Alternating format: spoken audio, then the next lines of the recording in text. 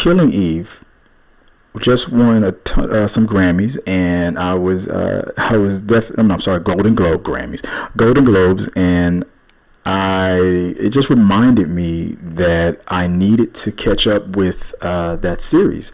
So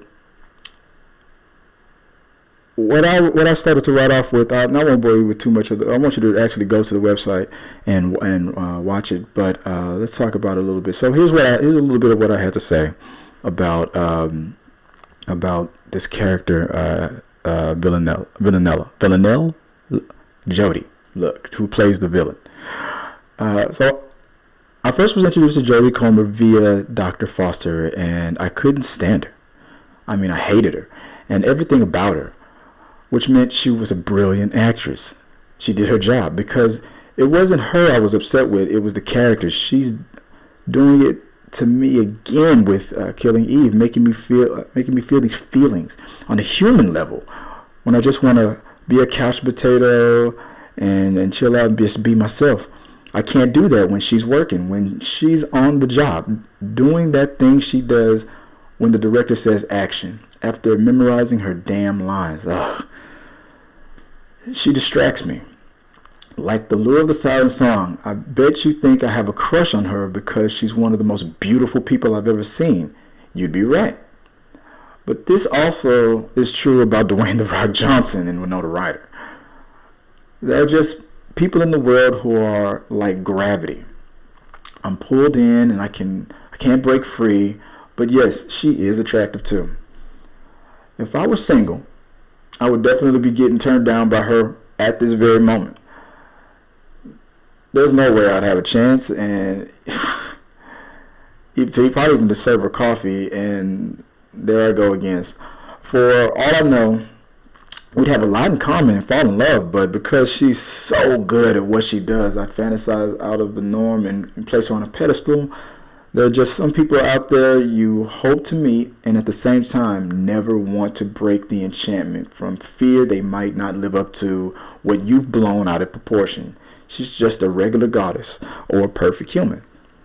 And that's all I gotta say about that. So when I go on in more and more detail, it's more focused on Jodie Comer's character on Killing Eve, but I love Eve as well, her character as well. So, but I am a little bit biased because I know more of Jodie Comer from other series. So I'm getting more acclimated with everything that's going on with the BBC, because you know me, I know a little bit of something about, know a lot about a little bit of something about a little bit of a BBC, about a big BBC, but that's not what this show is going to be about. So, like I said, when I was first introduced to her, it was on that series, Dr. Foster, and dude, I couldn't stand her, man. She got on my damn nerves, but she was doing her damn job, and just so when I saw her playing when I saw the synopsis and it said she's playing a sociopath or a psychopath, I was like, oh, it's interesting. As much as I hate her because of that other character, I can't stand her, but maybe she's gonna do it again to me. But ironically, I don't know. I don't know why I would rather deal with her character on Killing Eve versus what she was. Sweet woman, but oh no, there's something about that. Look, if you don't know anything about Dr. Foster, this the second season, which she really pissed me off. I couldn't stand her. But that was on a personal level. I got some issues. It was too close to home, and it's probably what I'm dealing with right now. But I'm not going to talk about that. It's for another show. Look. Let me go into what each episode is talking about. So let's start with let's do a little quick binge review of each one. So real fast, let's rapid fire. So this episode 1, Nice Face. Well, everything that was happening right from the beginning. You got introduced to Villanell when she first was in the ice cream shop, trying to be more human. I guess she was sitting across from this little girl eating ice cream with her mom, and she tried to visually interact with Villanell and smiled at her a little bit, but Villanell couldn't process it. Psychopaths have a little difficulty, registering what's going on, so they have to fake it. They don't have these feelings. They can't process them or display them normally. So they have to fake it. If you want to fit in, you have to fake that smile. You fake it till you become it. But I don't think they ever really become it. You fake it till you make it. It's probably where it came. Or probably a psychopath came up with that saying because he knew it. But when she noticed how the little girl turned away from her and started interacting with the creepy little pervert kind of ish ice cream shop keep guy who was smiling at a little 6-year-old a little too hard for my taste, I was like, what the hell's going on? So when Villanell knocked her ice cream over just to entertain herself, she likes to cause harm. It just set the tone for the whole show. This person loves to pretend to blend in. She uses her looks to lure you in, put you in your comfort zone, and then bam, turns your whole world upside down. Perfect tone that was set for this opener. So Eve is she works for the British intelligence, and she's trying to catch these serial killers. She's the one who comes up with the theory that maybe it was a woman who's been doing some recent assassinations of these high-profile, influential people out there. Because some guys that for such a subtle kill and for such a some of these kills were done in such a quiet, subtle way.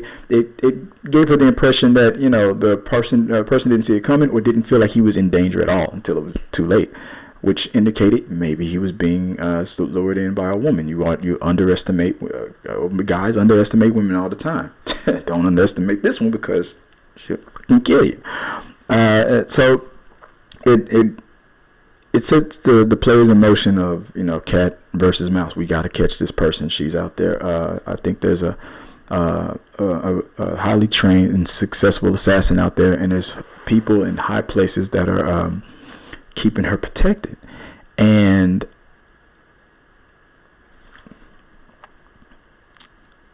so, trying to find out who the real powers to be, and you learn about. How she thinks, how she operates, her handler name, Constantine, the relationship that they got going on with them. At first you think, are they in a sexual relationship? Is this a father-daughter kind of a thing? It's some kind of a tension there. But Constantine turns out to be a guy who really, he knows what he's dealing with. So he plays the game, but he's not playing any games, if that makes sense. So Villanell is always trying to get his guard down, befriend him. That's what she does. She gets you to let your guard down, and she sucks you in. She doesn't really have him fooled yet, but at the same time, he doesn't have her fooled either. And you learn about that a little later. So the kills that she does, like when she takes out the mob boss and the way she does it, using the mobster's grandson to lure him into his death, you learn like this is how she gets away with all these kills. Is she, if she's making it into a big mess, or if she's making it look like a suicide, no matter, she finds these clever ways. She studies her prey, and she finds these clever ways. She knows how to get you. If you're the unobtainable, she finds a way to obtain you. She's very good at it, and it's proven right from the bat, from episode 1, why she's been so successful. And that's why it's probably called Nice Face, because that's what she uses. She lowers your guard. She gets you to look away. She's hiding in plain sight in a lot of ways. Very well hidden person, and she's smart, man. So when it finally got down to the table being set, and and how she was described by, let's see, I can tell if you love her daughter. Okay, so I wrote about this a little bit, and I said she seems to truly get like Constantine. She seems to care for him, but that's, again, she's a psychopath, so she can't feel anything really for anybody.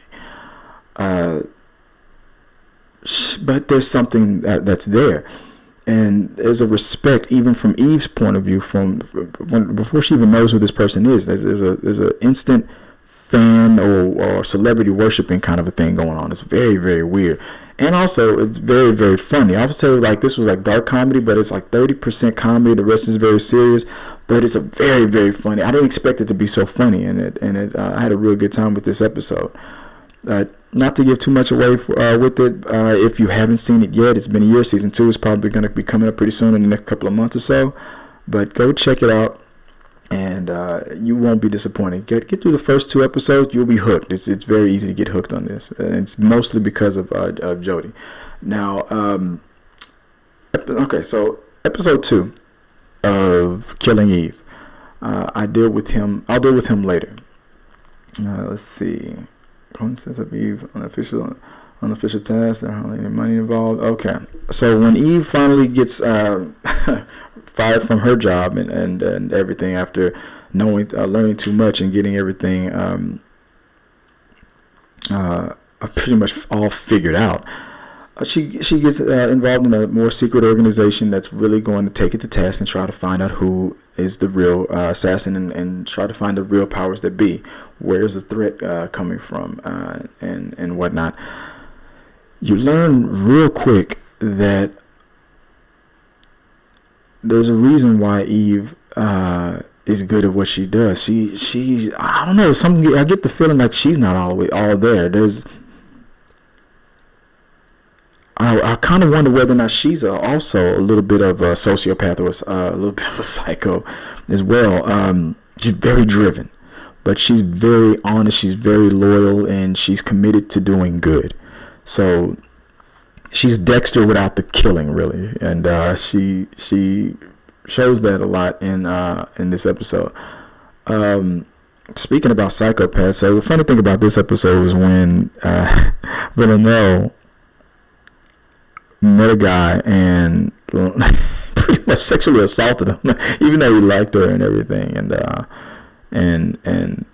wanted to get to know her, went on a date. But for Villanell, it was mostly about just learning how to be a normal person to be a better killer, and that means dating. That means learning what to say to a guy or not say to a guy.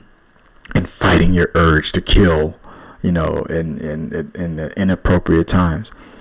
Eve, dude, she is so funny, man. She realizes that she's met Villanell before in this episode, and that's what makes it so awkward. I mean, like that hiding in plain sight that I mentioned in the last episode is so vivid in this episode. Because you never know what people are capable of.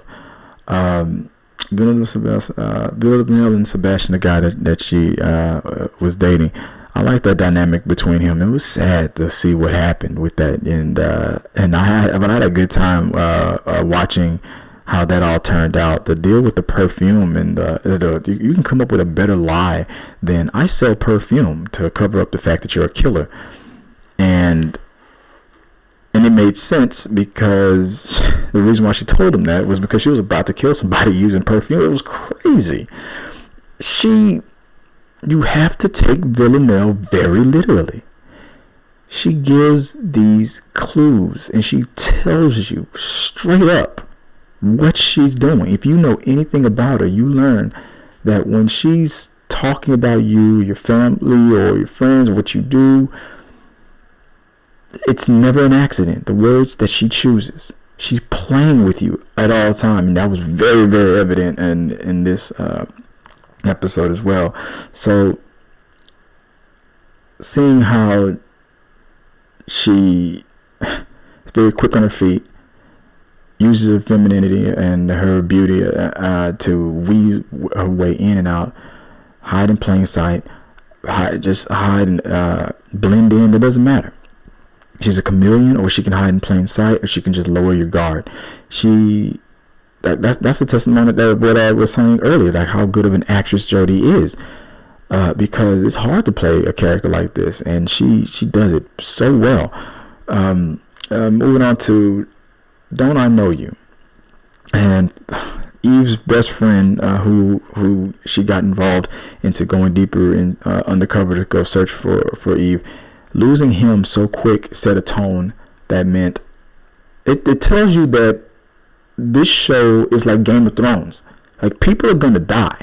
And no more of this. We're gonna go through I don't know how many episodes of this cat and mouse stuff with no casualties, no consequences. No, no. By episode 3, somebody who set up to feel like a main character gone, just like that.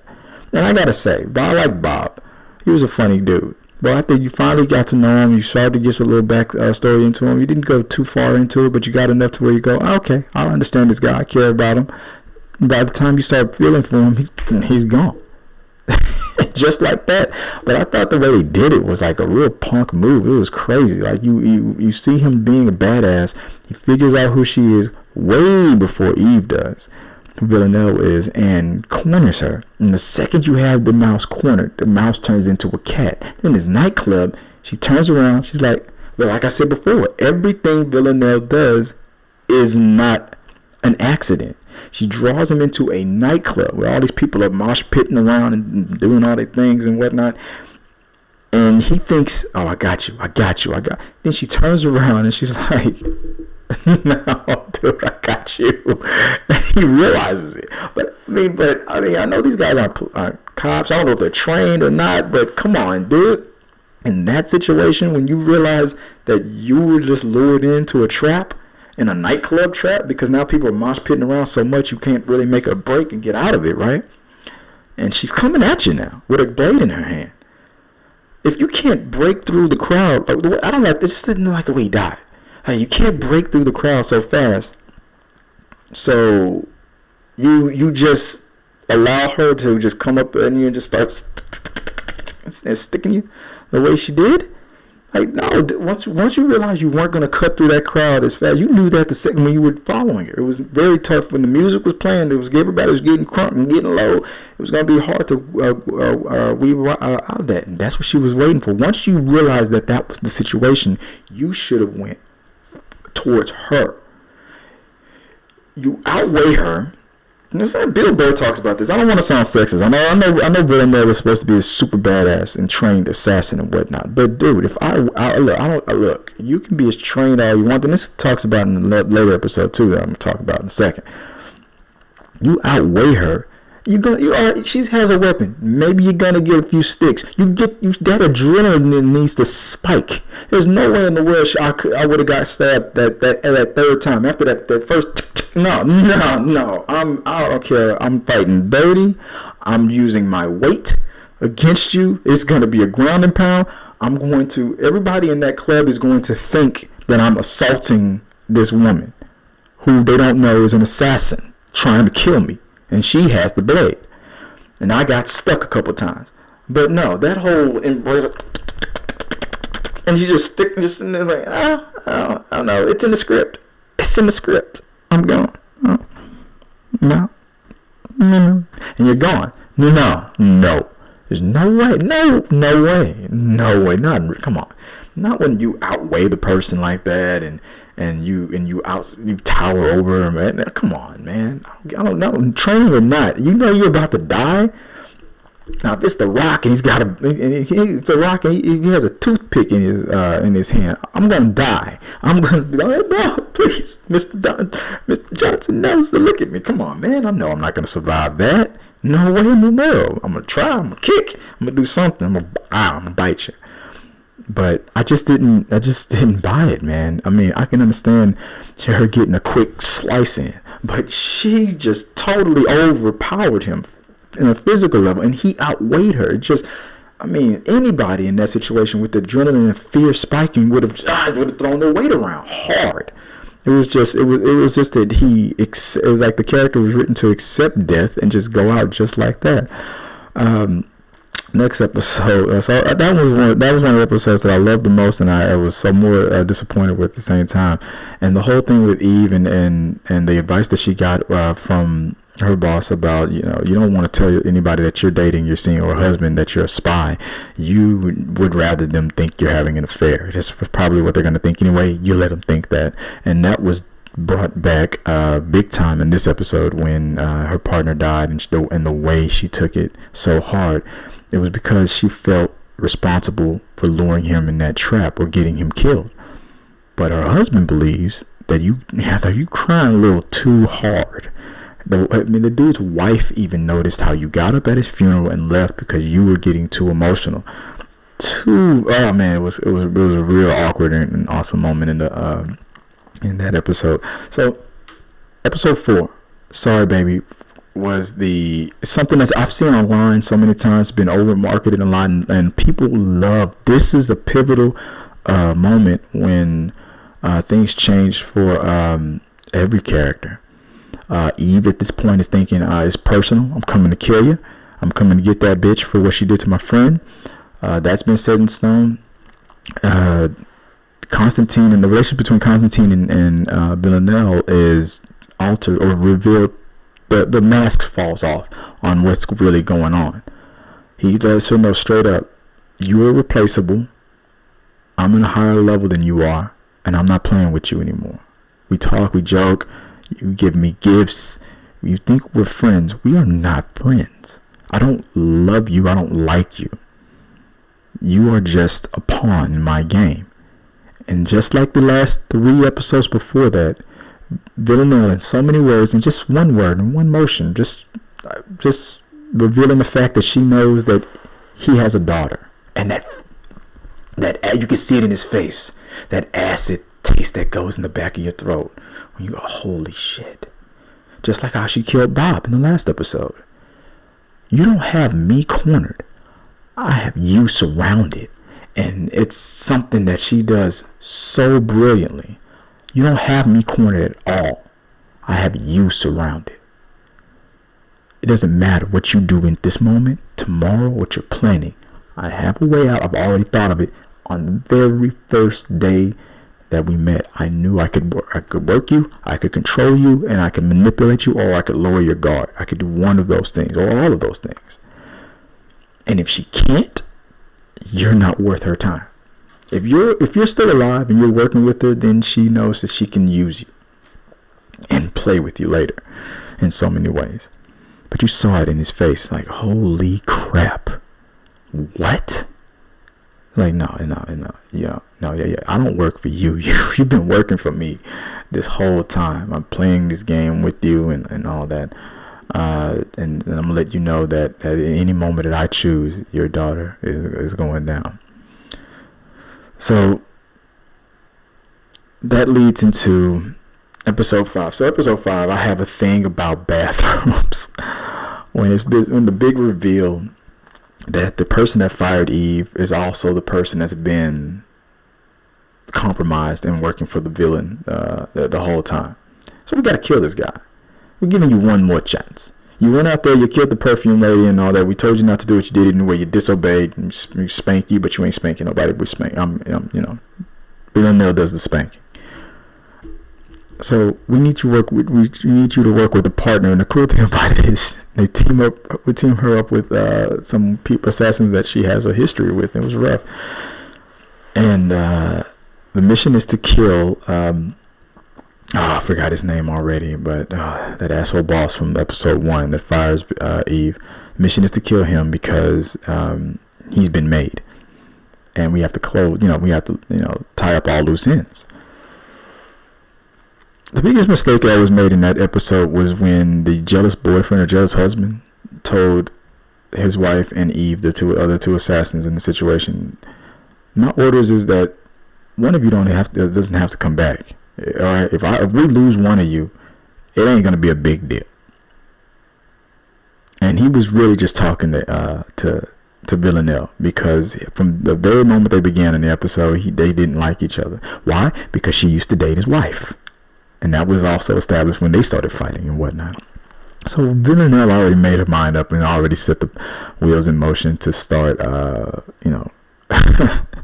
to start chopping that tree down and tearing them up. And that's kind of where I stopped writing, and that's when I gotta pick back up in the blog and pick it up and keep going. So for the rest of it, I'll bunch it all up and I'll wrap it up real quick. So by the time we get to episode 6, 7, and 8, when almost I feel like the woman that's in charge of the secret bureau that Eve now works for, I think she's the head. Remember what I said about how Eve doesn't say, Villanell doesn't say anything by accident. And I think she knows more, or she assumes more than she lets on. When Eve breaks into her house, when Villanell breaks into Eve's house, and just to have a conversation, and she says that one thing that made me just go, oh. She said, "If you go, you think I work for the bad guys? The people I work for are evil and bad and killing people for no reason, and you think you're working for all the good guys and the government or whatever that's trying to save the world and whatnot." I bet if we go high enough on the food chain, on both sides, we might be working for the same people. And the second she said that, I was thinking, Mama Boss, that she's probably one of the 12. She gots to be. And it was pretty much revealed almost just that. There's a connection with her and Constantine romantically. There's a connection with too many other Russians that are also involved in imprisoning and pulling strings for Villanell. She lies about these things. She doesn't. She changes the subject too much for my taste. It kind of feels like her son, the tech genius, and Eve figured that out, but still was giving her too much of the benefit of the doubt that she might be the head, or at least one of the 12. I think she's not the head. I think she's like maybe number 12 or number 11. She's one of them. She is one of the 12, and that was obvious to me the second she was lying about her relationship with Constantine, and Constantine barely weaseling his way in and out of Eve's little questions and stuff. Eve isn't being fooled by any of this shit. So overall, I mean, I'm gonna stop there because the way the first season wraps up and ends with the big clash between Eve and Villanell was very, very entertaining. It was like a full circle. Life is a wheel. Things came around at the end. Everything that was being done to Eve, the whole cat. So you thought I was the mouse. Villanell said, "You thought I was the mouse. You realize that you're the mouse. I'm the cat." And then Eve was, "Oh no. Now I'm the cat. Now you're the." And it went back and forth.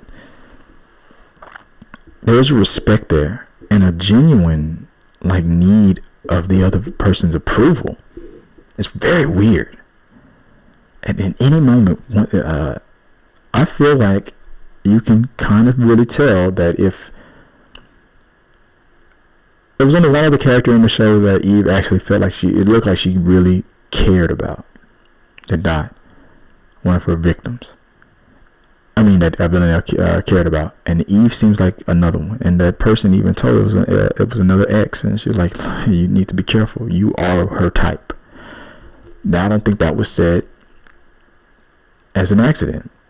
I think, and I'm gonna wrap it up with this one. Season 1 of Killing Eve was very funny, very gritty, and one of the best cat and mouse assassin cops and robbers kind of show I've seen in a long, long time. And the fact that you got to have this assassins thing going on with these lead women is so different, and at the same time so necessary, especially with what's going on with nowadays. And it's so damn entertaining because it can go in so many directions. You have strong male characters in this. You have strong female characters. Believable, funny as hell. And if I'll go into any kind of speculations of what's probably going to happen in the future, it would be the next episode. I don't know if it's going to happen in the second season, third season, or whatever, if this keeps going with BBC America. But eventually, Eve and Villanell are going to be partners. Eve is going to cross a line. She's going to cross a line. And Villanell will probably start being a hero after a while and start doing I feel like Eve is going to be the thing, or the partner that Villanell is going to be the partner that Eve is going to need to take down the 12, expose the 12, and really take down who's really in charge. Now, That being said, here's what I also speculate. The show is called Killing Eve. Nothing said in this show so far has ever been an accident. And this is the damn title of the show. Eve is going to die by Villanell's hand, probably. Maybe at the very last episode, and maybe it'll be a flip on it. Maybe it'll be straight up necessary. Wouldn't it be funny if Eve was one was the 12? But I don't think that's the case. Or her husband? Shit, right? He's so boring and whatnot. There's got to be a reason for everything, right? Nothing is said or done is done by accident. The show is called Killing Eve. Nothing has been said or done but has been done by accident. Everything has been subtle, but on purpose. Right in your face, hiding in plain sight. Straight up gritty, and you didn't even see it coming kind of stuff. The title of the show is Killing Eve. The name of the show is Killing Eve. Eve is going to die. I think that's exactly where we're going with this. She's gone. She's fucking out of here. And I think Villanell will be the reason why she dies, or maybe it'll twist. Maybe she'll bust her ass to save her. I don't know. Whatever they're gonna decide to do, it's gonna be good. I can tell, because this was an awesome season. Had a lot of fun with it. I binged through it really quick, and I gave a little bit of the first 5 episodes on it, so you could decide that for yourself and let me know what you guys think, and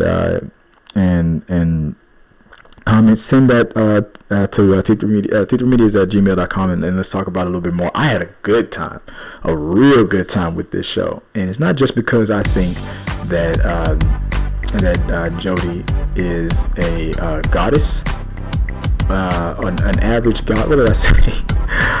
I said she's either just a regular goddess or a perfect human. I'm sorry, there's something about that girl. Got to be more careful.